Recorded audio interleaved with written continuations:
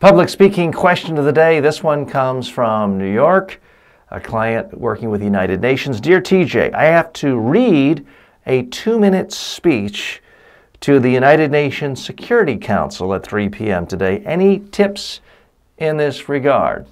Well, that's a very specific type of speaking situation where you've got a lot of people listening, it's being translated, it's going in a lot of different places, there's a lot of diplomatic sensitivity, so it's different from a lot of speeches where I would say, just have a couple of notes and then tell stories. You've got to read it just the way it is because your statement has been approved by lawyers and all sorts of other diplomats.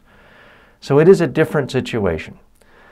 There are some things you can do to come across much more effective. For starters, I would practice reading the speech out loud, ideally half a dozen times. I mean, it's only 2 minutes long, so if you read it half a dozen times, that's only 12 minutes.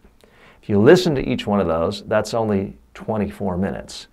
So for something this big, carve out 24 minutes. I would also record it. You can use the memo recorder on your cell phone to listen to it or record it on video and watch it. Final tip, print out the document in really large font. Font is this large if you can see it.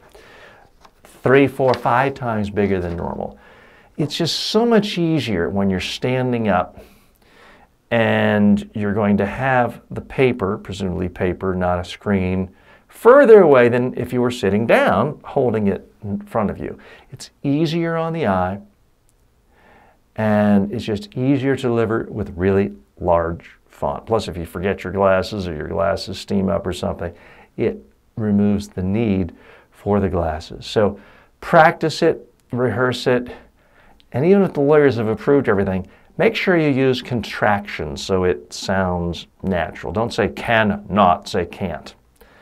And that will make you come across more believable, more comfortable, more confident. Good luck.